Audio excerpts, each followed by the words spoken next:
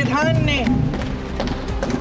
हर एक देशवासी को ये अधिकार दिया कि वो सरकार बना भी सकता है और सरकार बदल भी सकता है। लेकिन उसकी बेटी ने उसको जवाब दिया कि नहीं पिताजी, मैं अकेली जाऊंगी, मैं लड़ूंगी, ये मेरी लड़ाई है, मैं इसको लड़ूंगी। अरुण वाल्मीकि को पीट पीट के मार डाला, उसकी बीवी को पीटा, उसके पिता के नाखून निकाले, उसके पूरे परिवार को पीटा गया। ये सरकार आरक्षण को कमजोर करने का काम कर रही है।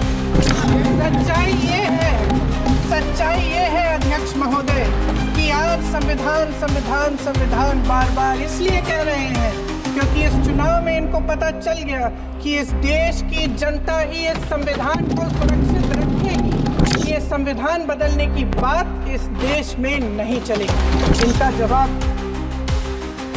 भैंस भाग भैंस चुरा लेंगे, मंगलसूत्र चुरा लेंगे। इंदिरा जी ने बैंकों का राष्ट्रीयकरण करवाया, खदानों का राष्ट्रीयकरण कराया। जो आपने नारी शक्ति का अधिनियम लाए हैं उसको लागू क्यों नहीं करते? देश को बताइए आप क्या कर रहे हैं, आपकी जिम्मेदारी क्या है? कि सारी जिम्मेदारी जवाहरलाल नेहरू की है। वायनाड से लेकर ललितपुर तक इस देश का किसान रो रहा है। जितने भी कानून बने हैं वो सब बड़े बड़े उद्योगपतियों के लिए बन रहे हैं। देश देख रहा है कि एक व्यक्ति को बचाने के लिए 142 करोड़ देश की जनता को नकारा जा रहा है। जो गरीब है वो और गरीब हो रहा है, जो अमीर है वो और अमीर हो रहा है। आप भी अपनी गलतियों के लिए माफी मांग लीजिए। पूरी देश की जनता जानती है कि इनका हस्ती है, जानती है कि इनके यहाँ तो वॉशिंग मशीन है।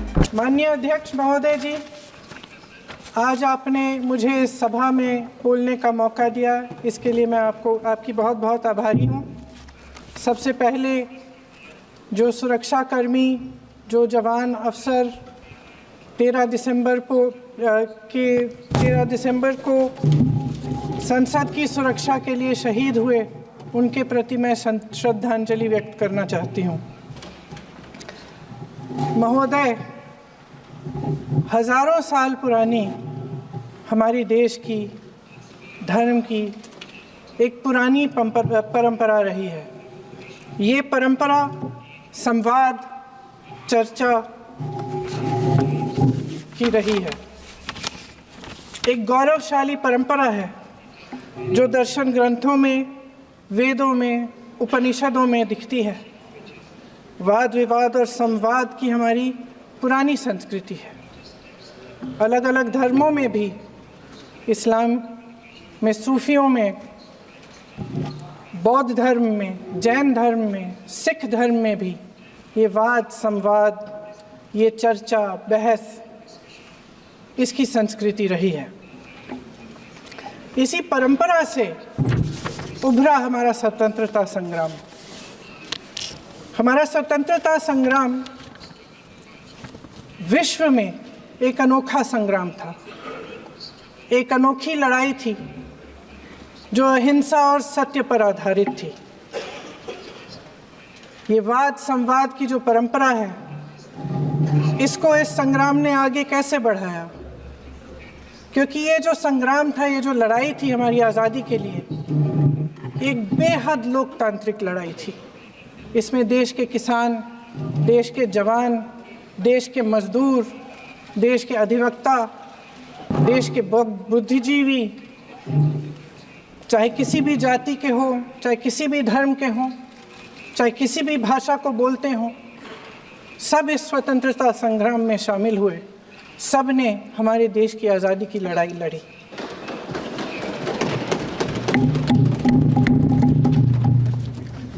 और उसी आज़ादी की लड़ाई से एक आवाज़ उभरी जो हमारी देश की आवाज़ थी। वो आवाज़ ही आज हमारा संविधान है।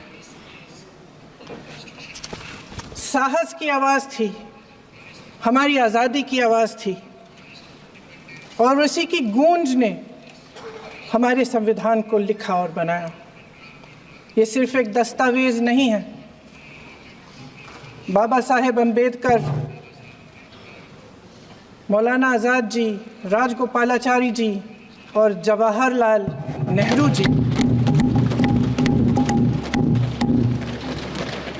और उस समय के तमाम नेता, जैसे आपने कहा, इस संविधान को बनाने की जो कार्य में सालों के लिए जुटे रहे। हमारा संविधान इंसाफ, उम्मीद, अभिव्यक्ति और आकांक्षा की वो ज्योत है जो हर हिंदुस्तानी के दिल में जलती है।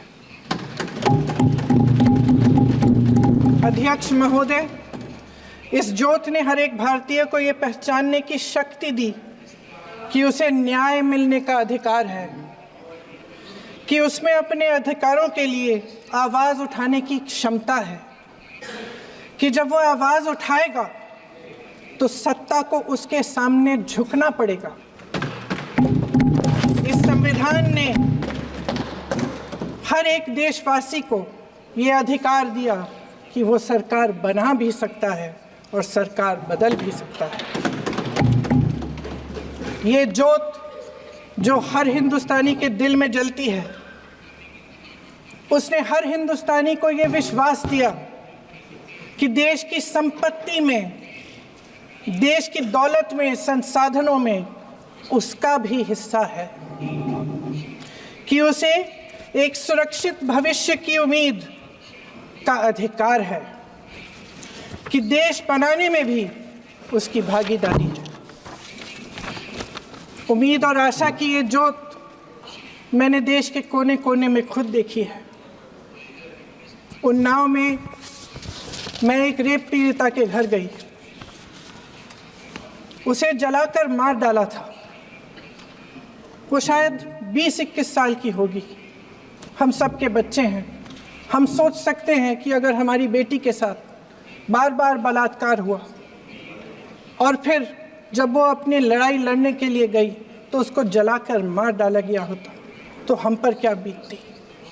मैं उस बच्ची के पिता से मिली।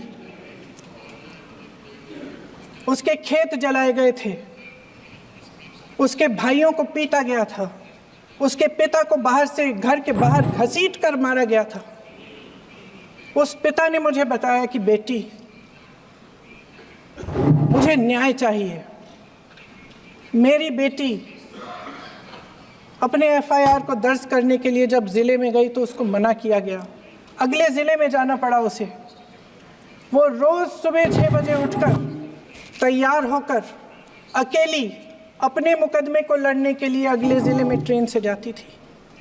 उसके पिता ने मुझे कहा कि मैंने उससे कहा, बेटी अकेले मत जाओ, छोड़ दो ये लड़ाई। लेकिन उसकी बेटी ने उसको जवाब दिया कि नहीं पिताजी, मैं अकेली जाऊंगी, मैं लड़ूंगी, ये मेरी लड़ाई है, मैं इसको लड़ूंगी। ये लड़ने की क्षमता, ये हिम्मत उस लड़की को और करोड़ों भारत की नारियों को हमारे संविधान ने दी। आगरा में मैं अरुण वाल्मीकि के घर गई। अरुण वाल्मीकि पुलिस स्टेशन में काम करता था, सफाई का काम करता था। आप सोच सकते हैं हमारी तरह उसका भी परिवार था। नई नई शादी हुई थी, 2-3 महीनों का बच्चा था। पुलिस स्टेशन में चोरी हो गई। चोरी का इल्ज़ाम उस पर लगाया गया। उसके पूरे परिवार को उठाकर पुलिस स्टेशन में ले गए। आप हंस रहे हैं, लेकिन ये गंभीर बात है। और क्या गंभीर बात। शर्म करो, शर्म।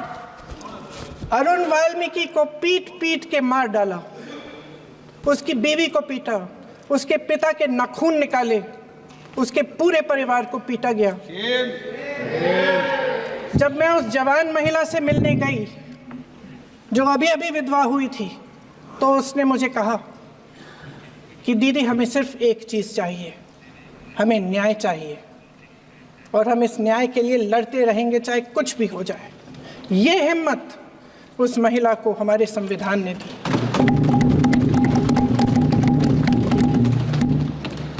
संभल के कुछ लोग आए थे हमसे मिलने, जो मृतकों के परिवार के सदस्य थे। उसमें 2 बच्चे थे, अदनान और उज़ैर। आप सुनिए। उसमें 2 बच्चे थे, अदनान और उज़ैर। एक बच्चा मेरे बच्चे की उम्र का है, दूसरा उससे छोटा 17 साल का है। दर्जी के बेटे थे। दर्जी का एक ही सपना था कि वो अपने बेटों को पढ़ाएगा लिखाएगा, एक बेटा डॉक्टर बनेगा, एक बेटा भी सफल होगा दूसरा बेटा भी अपने जीवन में सफल होगा। उनके पिताजी हर रोज उनको स्कूल छोड़ते थे। उस दिन भी स्कूल छोड़ने के बाद अपनी दुकान में चले गए। उन्हें पता नहीं था कि विवाद हो रहा है। उन्होंने भीड़ देखी, घर आने की कोशिश की तो पुलिस ने गोली से मार डाला। वो 17 साल का बच्चा अदनान मुझसे कहता है, वो 17 साल का बच्चा अदनान मुझसे कहता है कि मैं बड़ा होकर डॉक्टर बन के दिखाऊंगा, मैं अपने पिता का सपना साकार करूंगा। ये सपना, ये आशा उसके दिल में हमारे संविधान ने डाली। अध्यक्ष महोदय, हमारे देश के करोड़ों देशवासियों के संघर्ष में, अपने अधिकारों की पहचान में, इनकी कठिन से कठिन परिस्थितियों से लड़ने की अपार हिम्मत में और देश से न्याय की अपेक्षा में हमारे संविधान की ज्योत जल रही है। मैंने हमारे संविधान की ज्योत को जलते हुए देखा है और इसके साथ साथ ये भी समझा है कि हमारा संविधान एक सुरक्षा कवच है, एक ऐसा सुरक्षा कवच है जो देशवासियों को सुरक्षित रखता है, न्याय का कवच है, एकता का कवच है और अभिव्यक्ति की आज़ादी का कवच है। दुख की बात यह है कि मेरे सत्ता पक्ष के साथी जो बहुत बड़ी बड़ी बातें करते हैं, इन्होंने इन 10 सालों में ये सुरक्षा कवच, सत्ता पक्ष के मेरे साथियों ने ये सुरक्षा कवच तोड़ने का पूरा प्रयास किया है। संविधान में सामाजिक, आर्थिक और राजनीतिक न्याय का वादा है। ये वादा एक सुरक्षा कवच है जिसको तोड़ने का काम शुरू हो चुका है। लैटरल एंट्री और निजीकरण के जरिए ये सरकार आरक्षण को कमजोर करने का काम कर रही है। अगर लोकसभा में ये नतीजे नहीं आए होते तो ये संविधान बदलने का काम भी शुरू कर लेते।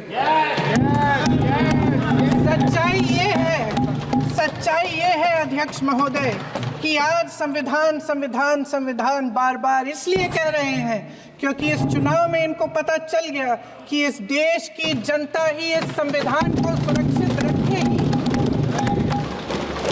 कि इस चुनाव में हारते हारते जीतने से इन्हें एहसास हुआ कि ये संविधान बदलने की बात इस देश में नहीं चलेगी।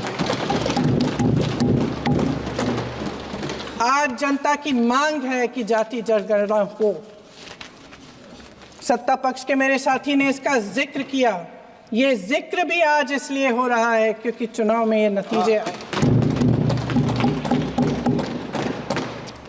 ये जाति जनगणना इसलिए जरूरी है ताकि हमें पता चले कि किसकी क्या स्थिति है और नीतियां उस हिसाब से बने। इनकी गंभीरता का प्रमाण ये है कि जब चुनाव में पूरे विपक्ष ने जोरदार आवाज उठाई कि ये जाति जनगणना होनी चाहिए, तो इनका जवाब देखिए। इनका जवाब भैंस भाग भैंस चुरा लेंगे, मंगलसूत्र चुरा लेंगे, इनका ये जवाब था। ये गंभीरता है इनकी जाति जनगणना पर।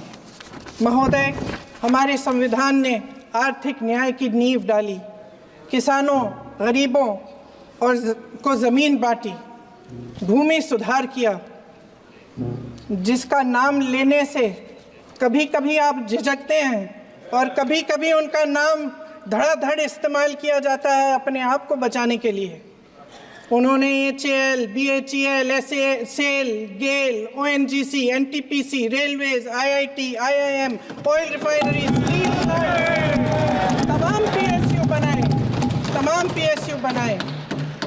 अध्यक्ष महोदय, उनका नाम पुस्तकों से मिटाया जा सकता है, उनका नाम भाषणों से मिटाया जा सकता है, लेकिन जो उनकी भूमिका रही इस देश की आज़ादी के लिए और इस देश के निर्माण के लिए, वो इस देश में से कभी मिटाया नहीं जा सकता। 75 सालों में जनता का भरोसा रहा कि नीतियाँ बनेंगी तो जनता की भलाई के लिए बनेंगी। जल जंगल ज़मीन का अधिकार मिला आदिवासी भाई बहनों को। इंदिरा जी ने बैंकों का राष्ट्रीयकरण करवाया, खदानों का राष्ट्रीयकरण कराया। कांग्रेस और UPA की सरकारों में शिक्षा का, भोजन का अधिकार मिला। 75 सालों में जनता का भरोसा मिला। पहले संसद चलती थी तो जनता की उम्मीद होती थी कि सरकार महंगाई और बेरोजगारी पर चर्चा करेगी, कोई उपाय निकालेगी, कोई रास्ता निकालेगी। लोग मानते थे कि अगर कोई नई आर्थिक नीति बनेगी तो देश की अर्थव्यवस्था को मजबूत बनाने के लिए बनेगी, तो भारतीय बाजार को मजबूत बनाने के लिए बनेगी, उनके भविष्य को मजबूत बनाने के लिए बनेगी। किसान और आदिवासी भाई बहन भरोसा करते थे कि यदि ज़मीन के कानून में संशोधन होगा तो उन्हीं की भलाई के लिए होगा। आप नारी शक्ति की बात करते हैं। आज चुनाव की वजह से शायद इतनी बातचीत हो रही है नारी शक्ति के बारे में, क्योंकि हमारे संविधान ने महिलाओं को ये अधिकार दिया, उनकी शक्ति को परिवर्तित किया वोट में। और आज आपको पहचानना पड़ रहा है कि महिलाओं के बिना, कि नारी शक्ति के बिना ये सरकारें नहीं बन सकती हैं। इसीलिए आज आप नारी शक्ति की बातें दोहरा रहे हैं। जो आप नारी शक्ति का अधिनियम लाए हैं उसको लागू क्यों नहीं करते? वो 10 साल बाद लागू क्यों होगा? क्या आज की नारी 10 साल इंतजार करेगी उसके लागू करने के लिए? क्या बात है, क्या बात है।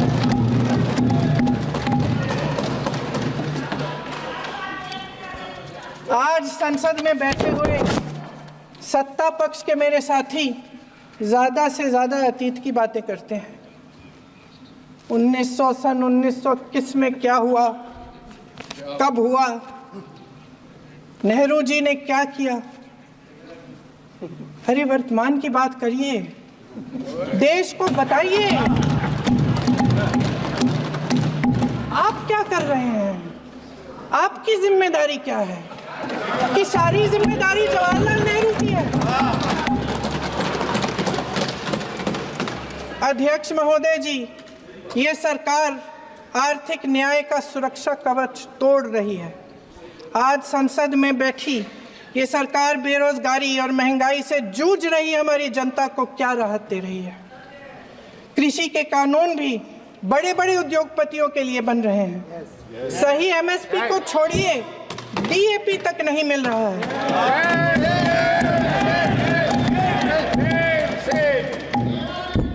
वायनाड से लेकर ललितपुर तक इस देश का किसान रो रहा है। आपदा आती है तो उसको कोई राहत नहीं मिलती।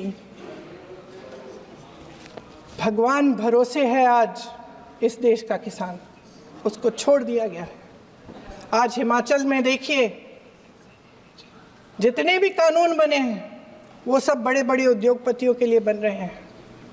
हिमाचल में जो सेब उगता था उसके जो छोटे छोटे किसान हैं वह रो रहे हैं, क्योंकि एक व्यक्ति के लिए सब कुछ बदला जा रहा है। सुनने की हिम्मत रखो।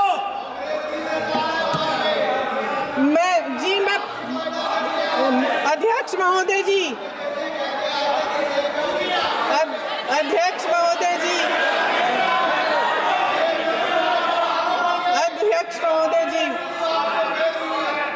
अध्यक्ष महोदय जी, सारे कोल्ड स्टोरेज प्रदेश की सरकार ने नहीं दिए, कोल्ड स्टोरेज आपकी सरकार ने दिए हैं। देश देख रहा है, देश देख रहा है कि एक व्यक्ति को बचाने के लिए 142 करोड़ देश की जनता को नकारा जा रहा है। सारे बिजनेस, सारे संसाधन, सारी दौलत, सारे मौके एक ही व्यक्ति को सौंपे जा रहे हैं। सारे बंदरगाह, एयरपोर्ट्स, सड़कें, रेलवे का काम, कारखाने, खदानें, सरकारी कंपनियां सिर्फ एक व्यक्ति को दी जा रही है। जनता के मन में हमेशा ये विश्वास होता था कि अगर कुछ नहीं है तो संविधान हमारी सुरक्षा करेगा, मगर आज आम लोगों के बीच ये धारणा बनती चली जा रही है कि सरकार सिर्फ मुनाफे के लिए चल रही है। देश में बहुत तेजी से गैर बराबरी बढ़ रही है। जो गरीब है वो और गरीब हो रहा है, जो अमीर है वो और अमीर हो रहा है। इस सरकार ने आर्थिक न्याय की भी सुरक्षा कवच तोड़ दिया है। राजनीतिक न्याय की जब बात होती है, मेरे सत्ता पक्ष के साथी आज खड़े हुए और तमाम गिनती करने लग गए कि ऐसा हुआ वैसा हुआ, 1975 में जो हुआ, तो सीख लीजिए ना, आप भी सीख लीजिए। आप भी अपनी गलतियों के लिए माफी मांग लीजिए। आप भी बैलेट पे चुनाव कर लीजिए, आप भी बैलेट पे चुनाव कर लीजिए। दूध का दूध, पानी का पानी हो जाएगा। आप राजनीतिक न्याय की बात करते हैं, सरकारों को पैसों के बल पर गिरा देते हैं।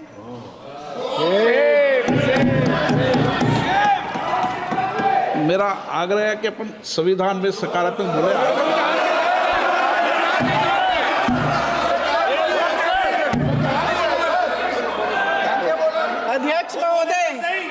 अध्यक्ष महोदय, सत्ता पक्ष के हमारे साथी ने एक उदाहरण दिया उत्तर प्रदेश की सरकार का, तो मैं भी एक उदाहरण दे देती हूँ महाराष्ट्र की सरकार का। मैं भी एक उदाहरण दे देती हूँ हिमाचल की सरकार को तोड़ने की कोशिश किसने की, पैसों के बल पे की, गोवा की सरकार।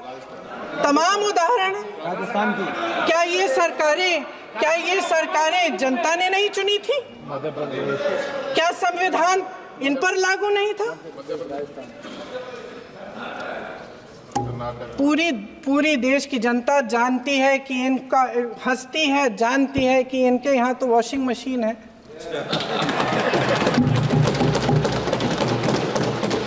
तो यहाँ से वहाँ जाता है, वो धुल जाता है। इस तरफ दाग, उस तरफ स्वच्छता। और मेरे कई ऐसे साथी हैं जो इस तरफ होते थे उस तरफ चले गए, मुझे दिख भी रहे हैं, वॉशिंग मशीन में शायद धुल गए हैं। अध्यक्ष महोदय, जहां भाईचारा और अपनापन होता था, जहां हमारे संविधान ने एकता का सुरक्षा कवच दिया था, वहां शक और घृणा के बीज बोए जा रहे हैं। एकता का सुरक्षा कवच तोड़ा जा रहा है। प्रधानमंत्री जी यहाँ सदन में संविधान की किताब को यूं माथे से लगाते हैं, लेकिन संभल में, हाथरस में, मणिपुर में जब न्याय की गुहार आती है, उठती है, तो उनके माथे पे शिकन तक नहीं आता।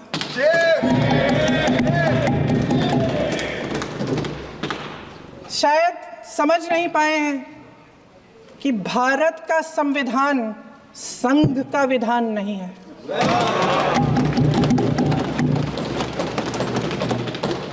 भारत के संविधान ने हमें एकता दी, हमें आपसी प्रेम दिया। उस मोहब्बत की दुकान जिस पर आपको हंसी आती है, उसके साथ करोड़ों देशवासी चले। करोड़ों देशवासियों के दिल में एक दूसरे के लिए प्रेम है, घृणा नहीं है।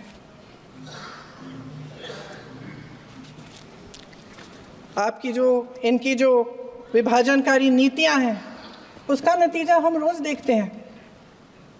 राजनीतिक फायदे के लिए संविधान को छोड़िए, देश की एकता को भी ये रख नहीं सकते, इसकी सुरक्षा नहीं कर सकते। हमने संभल में देखा, मणिपुर में देखा। दरअसल इनका कहना है कि अलग अलग इस देश के अलग अलग हिस्से हैं, कैमरा लेकिन हमारा संविधान कहता है कि ये देश एक है और ये देश एक रहेगा। जहां खुला विवाद होता था, अभिव्यक्ति का सुरक्षा कवच होता था, इन्होंने भय का माहौल पैदा किया है। सत्ता पक्ष के मेरे साथी अक्सर 75 सालों की बात करते हैं, लेकिन इन 75 सालों में ये उम्मीद, आशा, ये अभिव्यक्ति की ज्योति कभी थमी नहीं, कभी बुझी नहीं। इस देश की जनता ने खुलकर आलोचना की, निडर होकर धरने किए, प्रदर्शन किए। जब जब जनता नाराज हुई, तब तब सत्ता को ललकारा, उसे चेतावनी दी, बड़े से बड़े नेताओं को कटघरे में खड़ा किया, उनसे जवाब मांगा, न्याय मांगा। इस देश के छोटे छोटे से नुक्कड़ की दुकानों में, चाय की दुकानों में, इस देश के घरों में, गलियों में, मोहल्लों में, अखबारों में, प्रकाशन घरों में, न्यायपालिकाओं में चर्चा कभी बंद नहीं हुई। लेकिन आज ये माहौल नहीं है। आज जनता को सच बोलने से डराया जाता है, धमकाया जाता है। पत्रकार हो या विपक्ष का नेता हो या किसी यूनिवर्सिटी का प्रोफेसर हो, छात्र संघ हो या कर्मचारियों का संगठन हो, सबका मुंह बंद कराया जाता है। किसी पे ईडी, किसी पे सीबीआई, किसी पे इनकम टैक्स, फर्जी मुकदमे लगवाए जाते हैं, जेल में डाल दिया जाता है, विपक्षी नेताओं को जेल में डाल दिया जाता है, उनको सताया जाता है। किसी को नहीं छोड़ा इस सरकार ने। देशद्रोही कह के उत्तर प्रदेश में मुझे याद है कुछ अध्यापिकाएं प्रदर्शन कर रही थी, उन पर मुकदमा डाल दिया देशद्रोही का, उन्हें देशद्रोही कह दिया। इन्होंने देश का पूरा माहौल भय से भर दिया है। इनकी मीडिया की मशीन झूठ फैलाती है, तरह तरह के आरोप लगाती है, और शायद वह भी भय में ही है। महोदय, मैं इस सदन को याद दिलाना चाहती हूँ कि ऐसा डर का माहौल देश में अंग्रेजों के राज में था। जब इस तरफ बैठे हुए गांधी की विचारधारा वाले लोग आज़ादी की लड़ाई लड़ रहे थे और उस तरफ वाली विचारधारा वाले लोग भय में रहकर अंग्रेजों के साथ साठ-गांठ कर रहे थे। लेकिन अध्यक्ष महोदय, भय का भी अपना स्वभाव होता है। भय फैलाने वाले हमेशा भय का खुद शिकार बन जाते हैं। ये प्रकृति का नियम है। आज इनकी भी यही हालत हो गई है। भय फैलाने के इतने आदी हो गए हैं कि खुद भय में रहने वाले हैं, चर्चा से डरते हैं, आलोचना से घबराते हैं। कई दिनों से हम मांग रहे हैं कि चर्चा करिए, लेकिन चर्चा करने की हिम्मत ही नहीं है।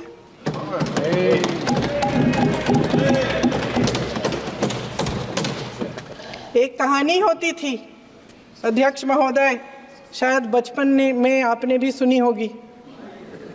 राजा भेष बदलकर बाजार में आलोचना सुनने जाता था। ये सुनने जाता था कि प्रजा मेरे बारे में क्या कह रही है, मैं सही रास्ते पे चल रहा हूँ कि नहीं। लेकिन आज का राजा, भेष तो बदलते हैं आज के राजा, शौक तो है उनको भेष बदलने का, लेकिन न जनता के बीच जाने की हिम्मत है और न आलोचना सुनने की। महोदय, मैं तो सदन में नहीं हूँ।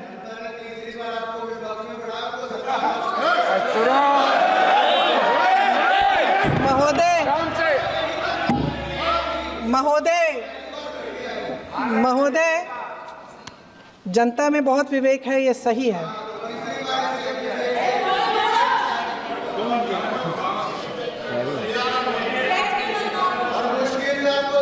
अच्छा महोदय, मैं सदन में नहीं हूँ, कुछ हाँ ठीक है, मैं सदन में नहीं हूँ, मात्र 15 दिनों से आ रही हूँ। लेकिन मुझे ताज्जुब होता है कि इन 15 दिनों में इतनी बड़े इश्यूज़ हैं, इतनी बड़ी बातें हैं। प्रधानमंत्री जी मात्र एक दिन के लिए, शायद 10 मिनट के लिए दिखे हैं सब।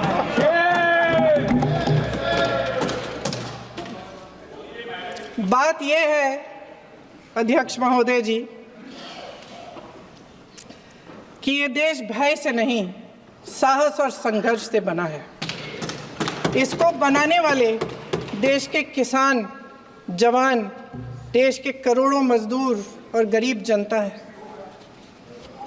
संविधान इनको साहस देता है। मेहनती मिडिल क्लास है और इस देश के जो करोड़ों देशवासी हैं, जो रोज़ाना भयंकर परिस्थितियों का सामना करते हैं, उनको साहस देता है। वायनाड में जो आपदा आई, उसमें एक छोटा लड़का था 17 साल का। 6 घंटों के लिए उसने अपनी माँ को बचाने की कोशिश की। 6 घंटों के लिए आप सोच सकते हैं कि अगर नदी की धारा बह रही है, नाराज़ है, आप अपनी माँ को पकड़े हो, 6 घंटों के लिए पकड़े रखते हो कि मेरी माँ बच जाएगी, और अंत में वो माँ भी बह जाती है। उस लड़के का साहस,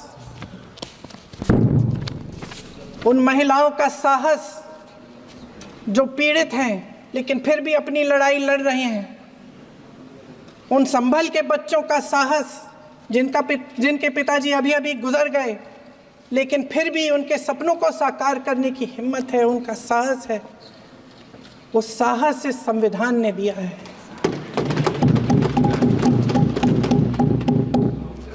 वो आत्मविश्वास इस संविधान ने दिया है। ये देश भय से नहीं चल सकता, ये देश साहस से ही चलेगा। भय की भी सीमा होती है, और जब वो सीमा पार हो जाती है, जब किसी को इतना दबाया जाता है कि उसको लगने लगता है कि अब मेरे पास खोने के लिए कुछ नहीं है, तब उसमें एक ऐसी शक्ति पैदा होती है जिसके सामने कोई कायर खड़ा नहीं हो सकता। ये देश कायरों के हाथों में ज़्यादा देर तक कभी नहीं रहा है। ये देश उठेगा, ये देश लड़ेगा, सत्य मांगेगा, सत्यमेव जयते। जय हिंद।